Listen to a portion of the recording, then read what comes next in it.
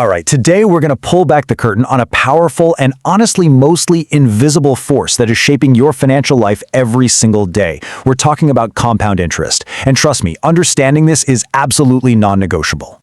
So let me just start with a question to really set the stakes here. What if I told you there's one single concept that if you misunderstand it could cost you well over $1 million in your lifetime? And no, this isn't some complex Wall Street secret. It's just basic math that most of us get wrong. There's the number, $1.4 million. Yeah, the research suggests this is the estimated lifetime cost for an average household that just misunderstands or misapplies the principle of compound interest.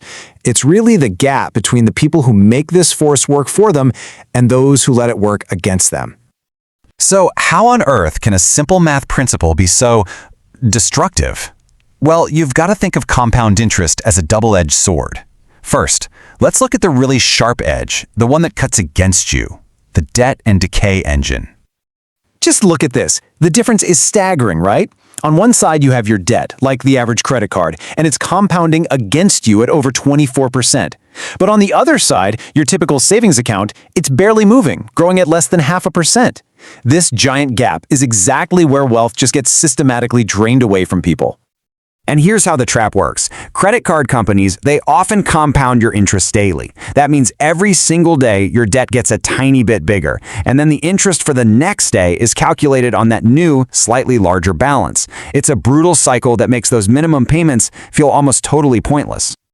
And you know, it's not just about debt. Even when you're trying to invest, negative compounding can be a real killer.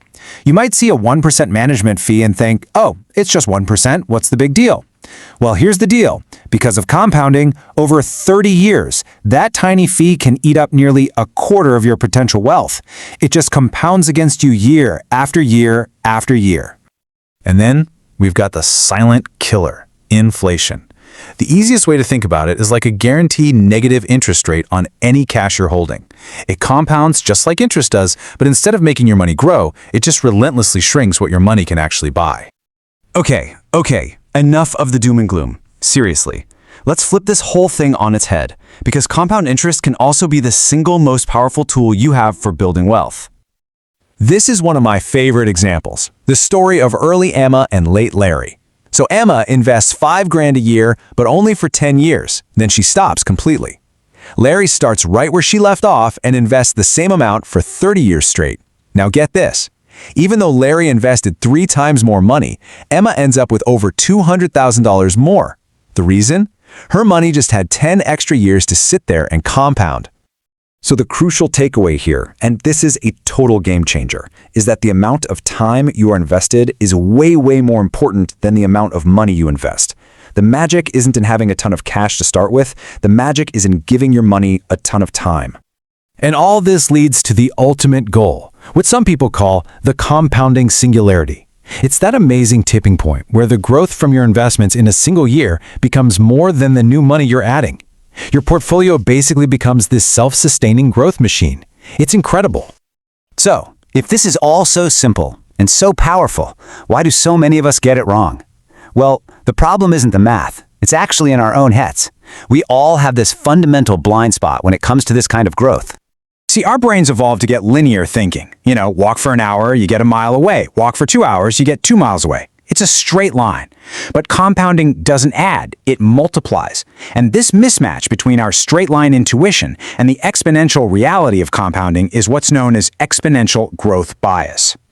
If you really want to see how badly our brains short-circuit on this, check out the old wheat and chessboard problem. Put 1 grain of wheat on a chessboard square, then 2 on the next, 4 on the next, and just keep doubling. By the time you get to the last square, you don't have a pile of wheat. You have 18.4 quintillion grains. That is more wheat than has ever been produced in all of human history. That's exponential growth. It's mind-bending. Okay, so we get it. Our brains are flawed. Now what? How do we actually overcome our worst instincts and harness this incredible force for ourselves?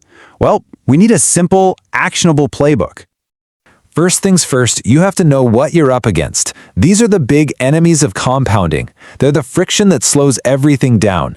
High investment fees, paying unnecessary taxes, that silent killer inflation, and maybe the biggest one of all, the behavioral gap.